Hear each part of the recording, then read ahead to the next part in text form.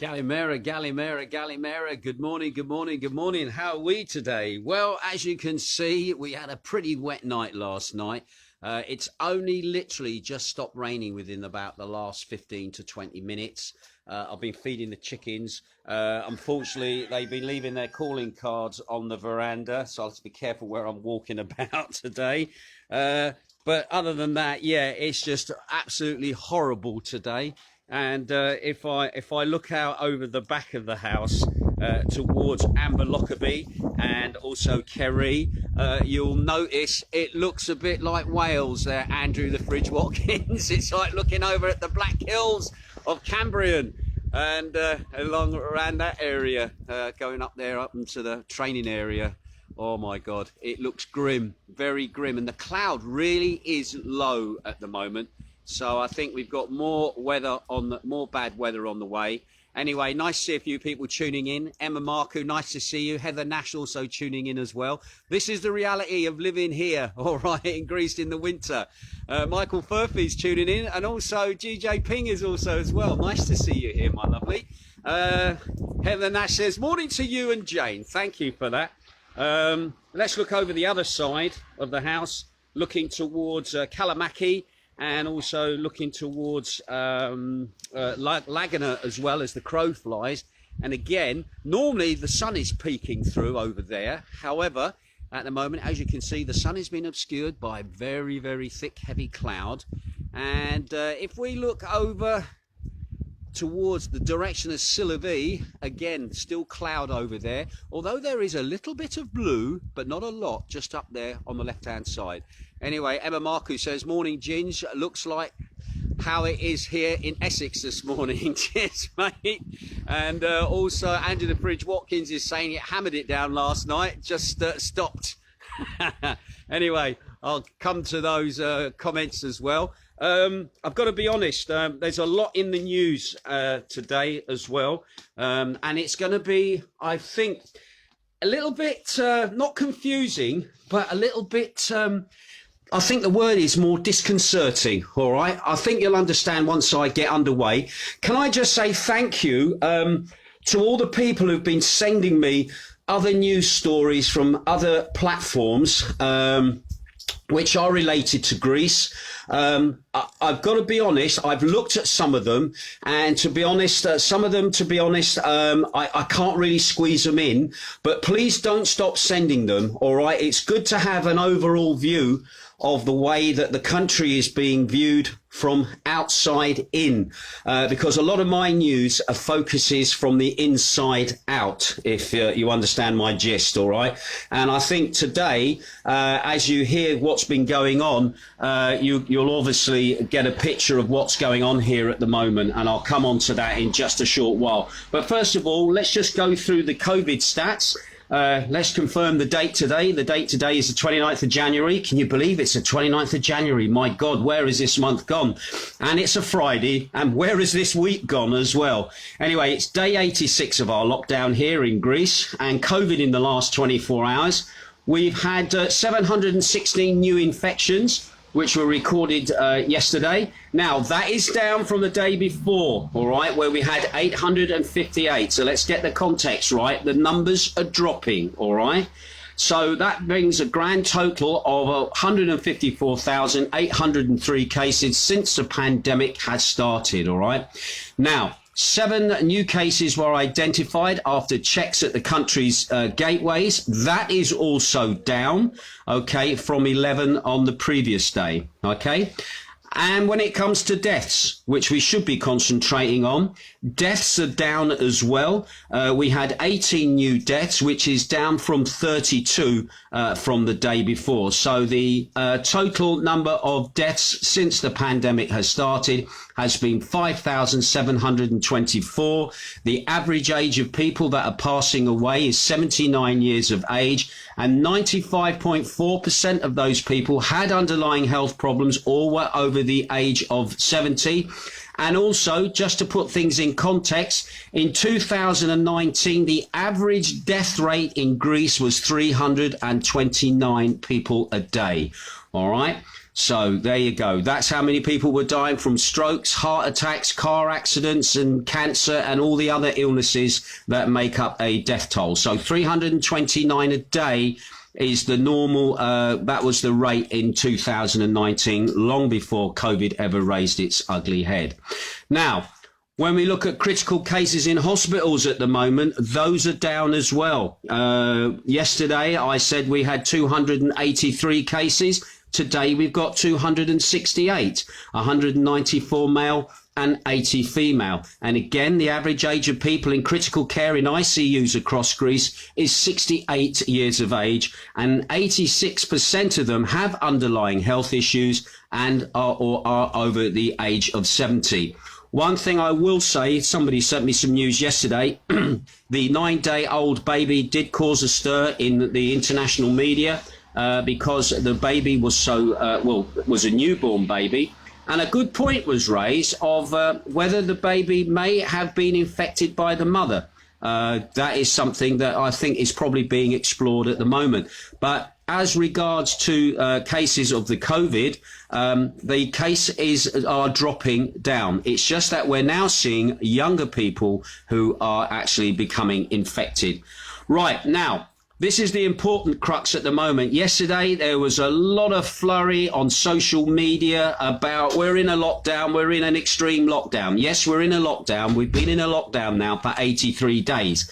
However, at the moment, there is no lockdown for Zakynthos, and by that what we mean is no more extreme lockdown, all right?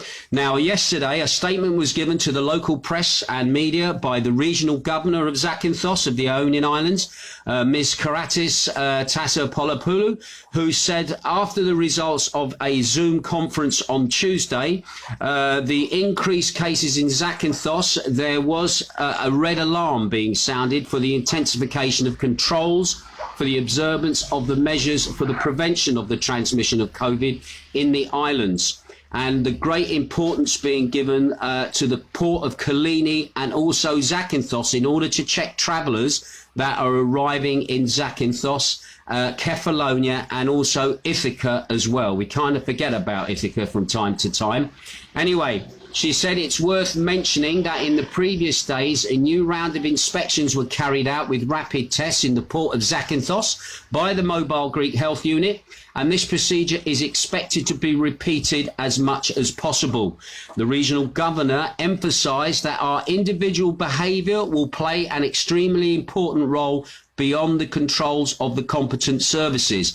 On the issue of imposing a local lockdown, the governor said that at the moment there is no such possibility. However, it is up to us to prevent such a situation from our island. So what she's saying in effect is that there's no more extreme lockdown. The kids are still going to school here on Friday morning. The children have gone off to the primary schools and the kindergartens.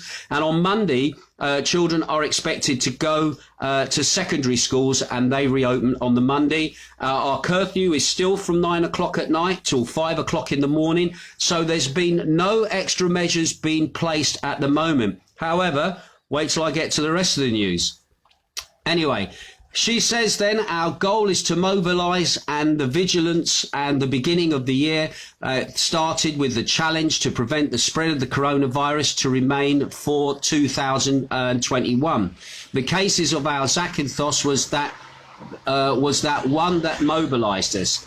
At this time, there is the relaxation of the holiday season, the opening of shops and the physical presence, and finally, the gradual opening of schools. With these data, we must see where we are and how we will proceed. Our goal is, on one hand, the protection of our individual health and public health. On the other hand, the Ionian region to remain among the green regions of Europe. And I'll be coming to that in just a short while. This is a message of the tourist credibility of our region, since we must not forget that 70% of business and jobs come from tourism industry. Now, she's talking about Zakynthos and the region as well, all right? And the region of the Ionian, for those not quite sure how that works. Anyway, the governor said the people pay the maximum attention to each other in our personal, social and professional life, emphasising that masks wearing the avoidance of meeting and observing of social distancing is necessary. Anyway, intensification controls and rapid testing will be at the port. Regarding controls by security forces, she stated they should be unaffected by the interpersonal relationships that are logical to exist in small societies, emphasizing that the logic of you are not bored is very dangerous for public health. So what she's saying is people basically play the game, and the police and that will be out, and they will book you if you do not play the game in booking in and booking out, and also following social distancing rules, etc. Anyway, a special reference was also made by the regional governor for the need for inspections in the ports, noting that she herself has the image from the complaints of our compatriots that adequate inspections are not carried out either in the port of Kalini nor the port of Zakynthos. People have said, how did the virus cases get on? Don't forget, we've had 24 cases to date at the moment since the pandemic started, and this year in Zakynthos. And basically people have said there are still people coming on the ferries, people delivering goods, services, etc. And you would expect there to be testing at the port for people coming on those journeys, either at Kalini or at Zakynthos, at both ends, basically. And then a decision is made. If somebody tests positive delivering fuel, then they don't get on the ferry to deliver the fuel. That's it. But anyway, she says now that they are going to try and enforce more testing at the port, and she wants testing at Kalini, which is obviously on the mainland. Anyway, I have no doubt that checks are made for necessary documents, but nothing should be left out. We are in contact with the health, the mobile health for rapid tests that cannot be done to every traveller, but should be done above all our controls and behaviour. Basically what she's saying, if the tests are not done, people have to use common sense and basically still follow the rules. Anyway, she then summed up by saying, ensuring public health and our tourist identity are very important goals, and Zakynthos is once again priority in terms of cases. We are concerned about the reasons for this, and the investigation is ongoing, she said, adding that many of the incidents are limited to the same society. Basically what she's saying is that people that are testing positive, especially here on the island, some of them, they can be traced to a family member or people they've been in contact with, although there has been the odd isolated case, which has also been a cause for concern. As the Greeks call it, an orphaned case, we would call it an isolated case, and basically trying to figure out where these isolated cases are coming from. Anyway, finally, when asked about the possibility of lockdown in Zakynthos, she replied that at the moment there is no such thing for our island. However, we ourselves will prove if we can control the situation or want something imposed on us. I hope this does not happen, and our intention is aimed in this direction. At the moment, we are in lockdown. Let's not forget that. 83 days we've been in lockdown. However, we still have to book in and we have to book out. We still have a curfew from 9 o'clock at night till 5 o'clock in the morning. We are still not allowed to social gather in our houses with people from outside, and we are also not allowed a gathering now of more than 100 people at the moment. That rule was in place, and if you're going to have a party or something like that, you're in a lot of deep doo-doo if you get caught. So at the moment, the only extreme that can happen at the moment is the shops are then closed. We don't want to see that happening. We then see the schools shutting as well. We don't want to see that happening. The kids in the primary and the primary schools and kindergartens have only just gone back this week. And on Monday, we're hoping that the secondary schools are going to reopen again and there go the police passing now. On the way, checking up. And also I lost my train of thought there. Also, we're hoping that the secondary schools and that are going to reopen so kids can get back to school and start getting an education, something that is not happening in the UK at the moment. However, this is the crux now. The possibility reversing the decision to reopen secondary schools this coming Monday is now being ruled out by health experts if the pandemic situation worsens. Anyway, more specifically, comments on Greek Sky Radio by Shamblos Gogas, who's a member of the government's Infectious Diseases Committee, said the decision to open schools on Monday remains in place, but it has not been ruled out that it will change if things get worse. He noted, we will see the data from the week, and today they will finalise the schools opening on Monday. So fingers crossed. They normally give an announcement late in the evening. That's probably around about 6, 7 o'clock at night. And that will be when they will make the final decision that the secondary schools will open. So even though what's gone on here in the last week has been a kind of a blip for Zakynthos, it shouldn't affect what is going to happen in the long term for the whole of the country. Don't forget, we've got areas like Attica, Thessaloniki's infection rate has dropped off, but definitely Attica at the moment is still showing infection, but even their infection rates have actually, to be honest, have been dropping. Right now, interestingly, again, the European Centre for Disease Prevention and Control updated its map that it publishes, and it's stated the data and the positiveness of the date from the 21st to the 28th of January. Now, according to them, as in the eyes of the European control of health, Greece, with very few other European countries, is all the green at the moment. And in terms of the map, which charts the positivity index, while most of Europe remains in the yellow. Now, the experts explain this means that in the whole of Greece, the positivity index is below the alarm threshold of 4%, something that does not apply to most of Europe. Also, most of Greece is in the orange in terms of the number of cases per 100,000 inhabitants. Ypres, the Ionian and the Kallidic Islands and the Deccanese are in the yellow colour, which means that they have had fewer cases in the last 14 days. Although I must admit, Zakynthos is a bit of a blip, all right? It should be noted that according to the maps, most of Europe is in the red zone.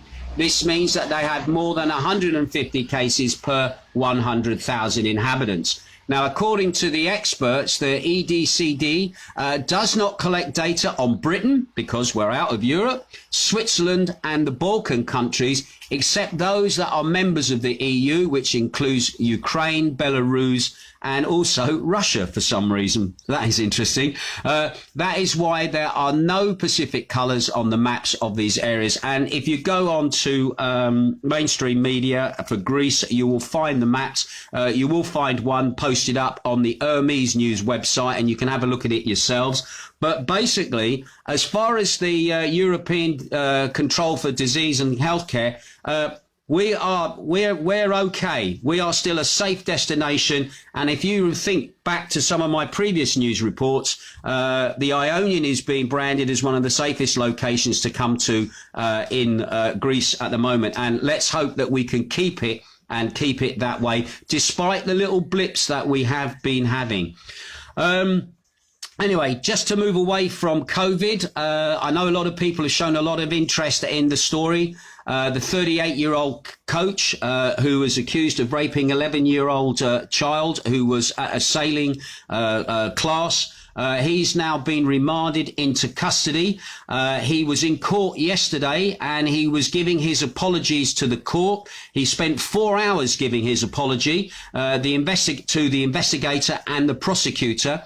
And they ruled that the 38-year-old should be remained in custody for the case until his proper case then begins. Now, according to information, the 38-year-old, who also handed over his deposition in writing, repeated before the court clerk what he had claimed in his public statements, insisting that he denies the rape and stating that he had an affair with the minor when she was 11 years old, but while emphasizing that there was no consensus on what happened to the detriment of the minor. The 38-year-old reportedly said in an apology that he still loves the girl. I still love her. I know I will be punished. I must be punished for what happened. To have a little patience when I get out of prison, I will marry her, he said. According to information, while accepting the criminal treatment he would face at the end of the apology process, he allegedly said, "Send me to prison, but know that when we had a relationship was not 11 years ago. She was not 11 years old at the time. She was actually 13 years old all the time." So I think, again, this is a case with big repercussions across Greece. And we're going to keep an eye on how this all plays out as well.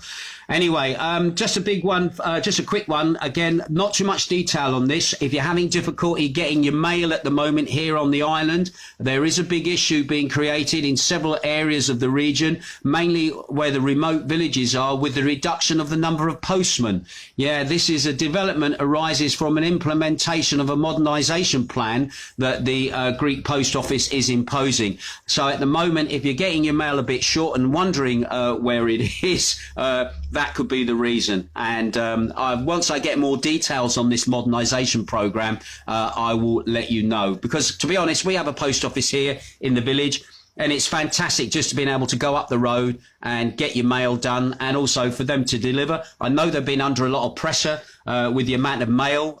They've been kind of overwhelmed because of the fact with the lockdown, everybody's been buying stuff online. And so if anybody's done well out of a lockdown, I think the post office probably has. And it looks like they're cutting staff, even though they've been doing quite well with their amount of work. Right, and I've got an finally story, all right. Greek media reported on Thursday that the military parade on March the 25th, which is Greek Independence Day, will take place as usual at Zakynthos Square in front of the Greek Parliament in downtown Athens. Now, the parade will take place in compliance with pandemic protection measures. Now, two parades, the one on the 25th of March, and there was also, should have been one on the 28th of October, Ohi Day. They were both cancelled last year due to the outbreak of the virus. Anyway, the situation, according to Greek Prime Minister Mitsotakis, is slightly better. He said, anyway, today the restrictions will be stricter or relaxed depending on the epidemiological data. Apparently, he wants a parade, basically, to celebrate the 200th anniversary of the Greek Revolution. Now, to put it in context, there's some very interesting people coming to, have been invited as guests to this parade. One of them being Russian President Vladimir Putin. He's been invited. Also, the French President Emmanuel Macron, and also Prince Charles has been invited as well. And guess what? None of those VIPs have refused the invitation. They're all say they're going to come. And the reason that they've invited those three nations and not the Americans, I'll tell you why, is because it's the symbolic character, is because Russia, France and the UK, they were three allies at the time back in 1827. When the Battle of Navariano was going on, which was the very last battle under sail, and nobody's quite sure who fired the first shot in that battle. And Jane and I have actually visited the bay where all these ships moored up, but you had three navies in there from Russia, France and Greece. And obviously the UK, the Royal Navy were there, and the Ottomans were there as well. And nobody's quite sure how the battle started. Somebody said it was an accidental shot being fired, and that was it. Everybody started shooting. At the end of the day, the Ottoman Navy got absolutely pounded and sunk. And that was it, big victory. And then obviously Greece got its further independence away from the Ottoman Empire. So anyway, it looks like he wants his parade. And the other thing is this: the French want to be in the parade. Yes, they've just done a deal where they have sold fighter aircraft to the Greek Air Force. Mr. Macron has said, listen, can you have the Rafale jets we have sold you, and our Army of the Air? That's how the French call their Air Force, the Army of the Air. They want one of their fighter wings to also be part of the parade, to fly over. Obviously a bit of a sales pitch, and also a little bit of a eyebrows raised moment for Mr. Vladimir Putin. I'm surprised Prince Charles hasn't said, what about the Red Arrows going and also joining in the parade as well? Or, but then again, they're probably on lockdown anyway.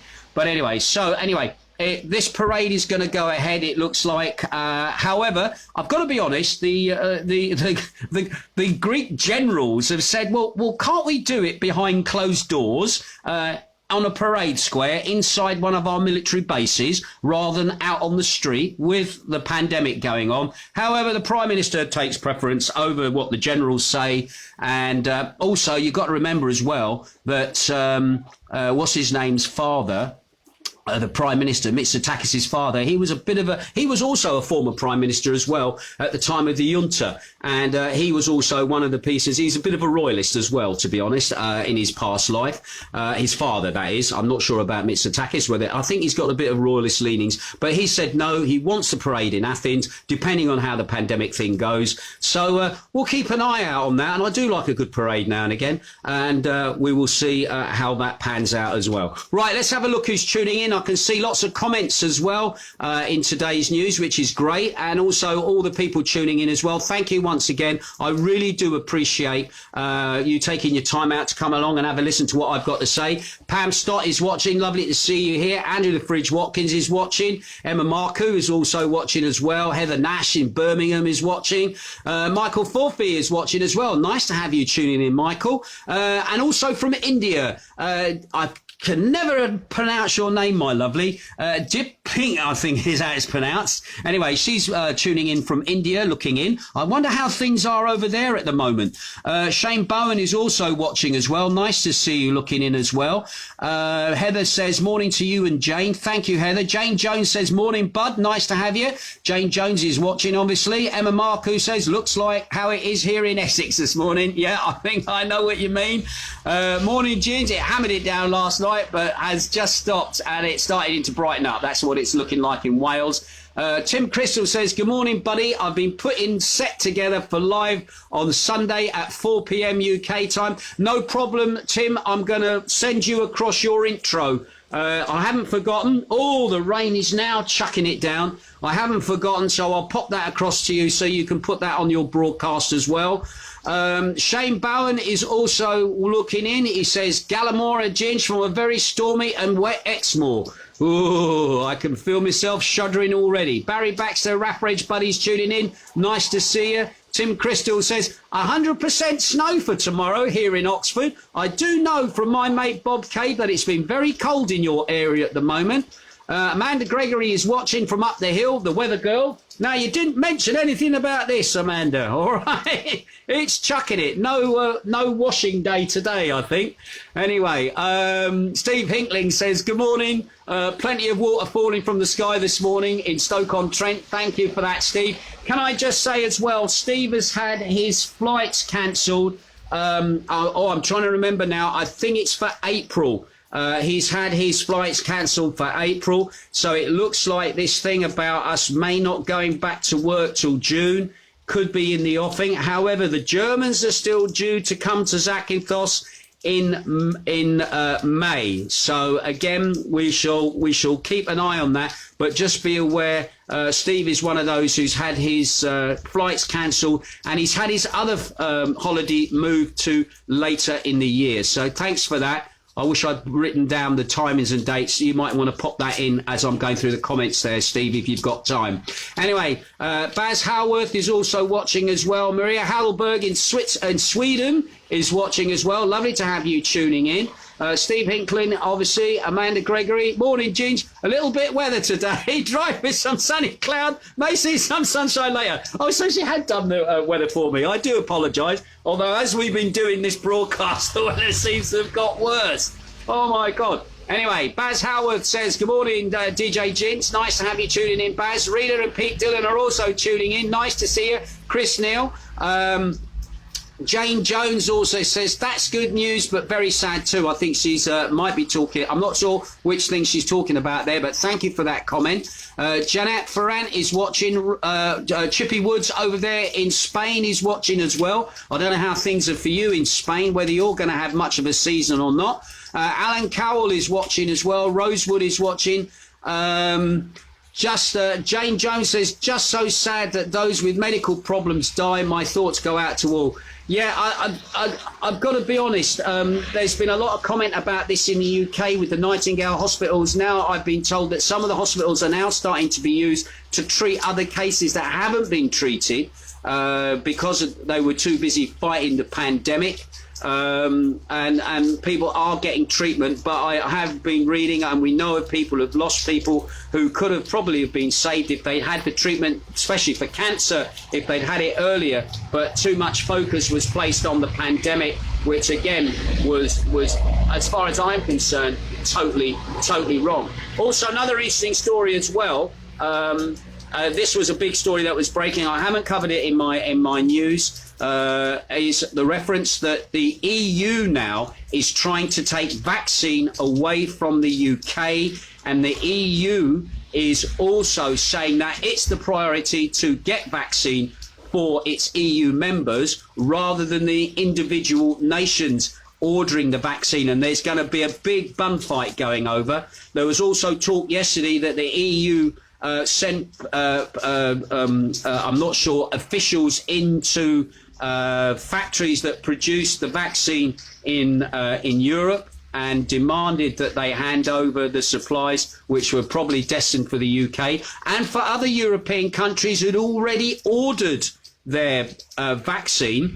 And this is going to be interesting to see how this plays out for Greece, because we know that Greece had ordered vaccine and is awaiting supplies of it, and the EU says no, that's our job to do that. But the point was, you didn't do your job by ordering the vaccine in the first place, letting the individual nations do it. And it's now come back to bite you, where you're trying to grab the control from individual nations who said, we put an order in, we should be the priority because we've done the paperwork and we put the order in. So again, there is a massive bun fight over the vaccine coming, and it's nothing to do with Brexit, although Brexit has a bit of a feeling towards it, but it's the fact that the EU has not done its job and then is trying to blame the nations by saying, you're not to do that, that's our job as the EU. Listen, you've become a power. You've become a power. You're not a trading body anymore. If a country wants to go and make its own order for vaccine off its own back, paying its own money for that vaccine, let them do it. You cannot just step in and say, no, sorry, that's my job to do that. We're doing it. But the point was, you never did it in the first place. So again, we shall wait and see how this plays out as well over the next coming week or so. Anyway, Andy Taylor, ex-RAF Reg buddy, tuning in as well from, if I remember rightly, near Scarborough. I'll remember the name of the place in a minute, where the ICI plant used to be. Rosewood says, hi, Ginge, thanks for the info. My pleasure, my lovely. Dave Lowry is watching. Karen Kepalanu is watching as well. Nice to have you tuning in as well, Karen. John Stoll is watching. Mick Jones is watching as well. Tommy Winston Burns is watching. RAF Reg buddy. Simon Podson is watching. Jane Jones says, I had a COVID test on Wednesday, just gone, and had a test text from them Thursday morning saying I'm all clear. Well done to them for the quick result in me. And don't forget, the more they test, the more they'll find. And don't forget, you might test positive. Is it a false positive that you've got? Until you feel the symptoms and you then know that you've had the virus. But there's probably a lot of people who've had the virus, never realised they've had it. Then they've got a little bit of immunity from basically the herd, as it were. So anyway, once again, cheers for that. It's nice to know. And I do know that quite a few of our listeners have been for the vaccine, and also happy that they've had it as well. Anyway, Tim Troon is watching as well. Alan Woodhouse is watching. William Bruce is watching. James Buchanan, Chris DePonio, RAF Reg buddy, nice to see you. Julie Adco is watching as well.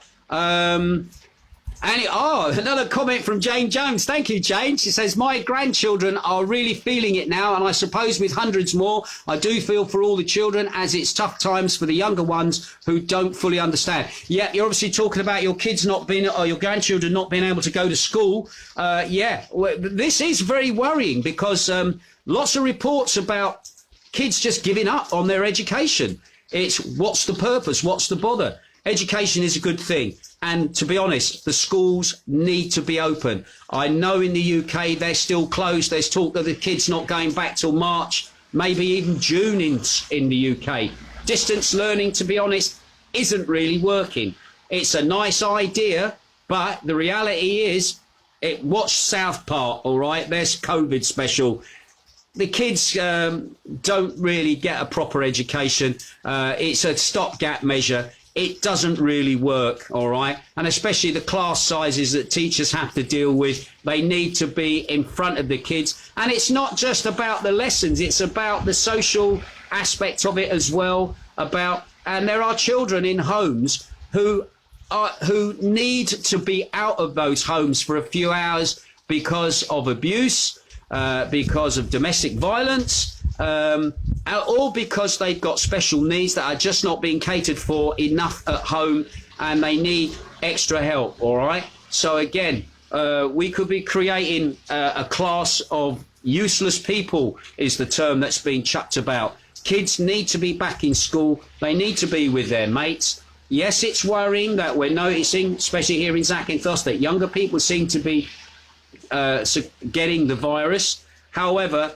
herd immunity, let the kids with their much more fantastic immune systems get to work eating up this virus and getting an immunity to it, and plus getting an education as well. But it's going to be interesting to see if the Prime Minister Mitsotakis tonight will say secondary school, high school kids are going back to school, and the university students as well are going to go back to on Monday. So again, we shall keep a lookout on that and bring you a report on that as it goes on during the weekend. Anyway, Christine Wildrig is there, Becky Rourke is there, Jane Jones says good, and I hope it stays that way. Thank you.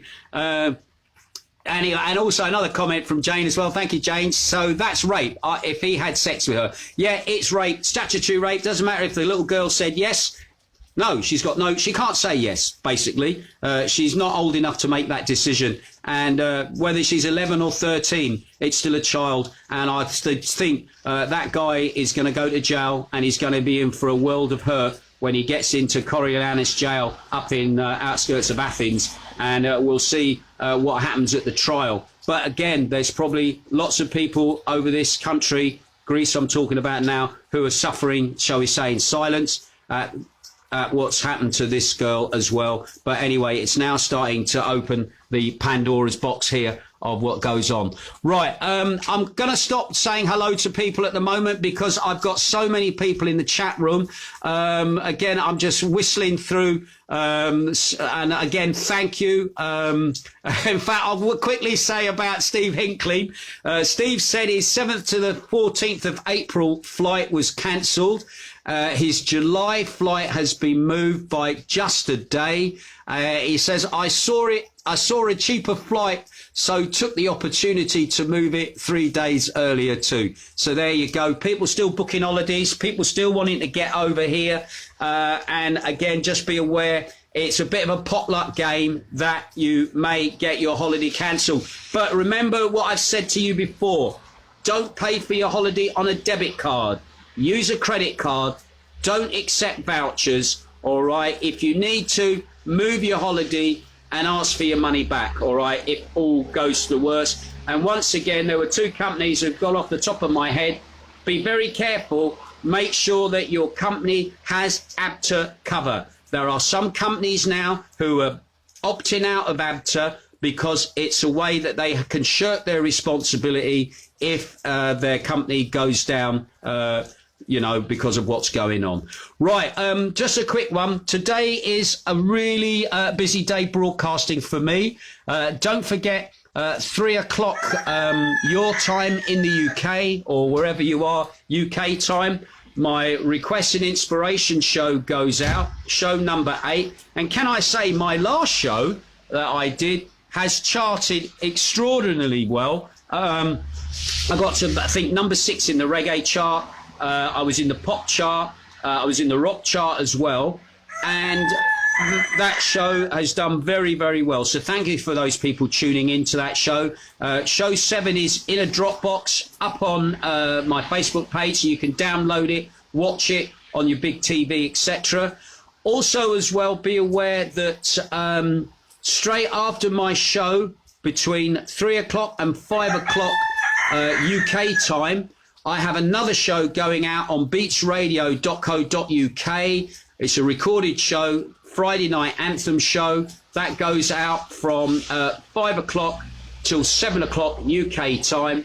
Again, you can tune into that on beatsradio.co.uk.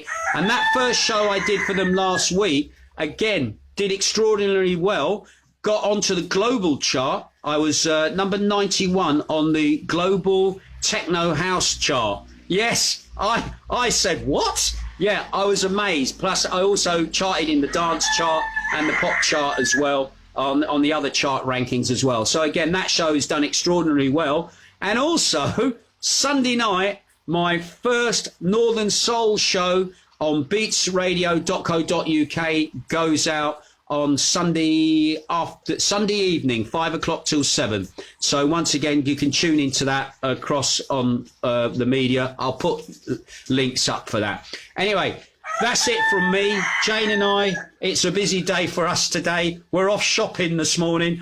Our little pilgrimage to Lidl to get the shopping in. And that's it. That's our excitement of the day. Plus, I'll come back here, do my show as well, live from here. If you have any requests or dedications, stick them down the bottom, okay? I look forward to you joining me this afternoon, 3 o'clock UK time, 5 o'clock Greek time.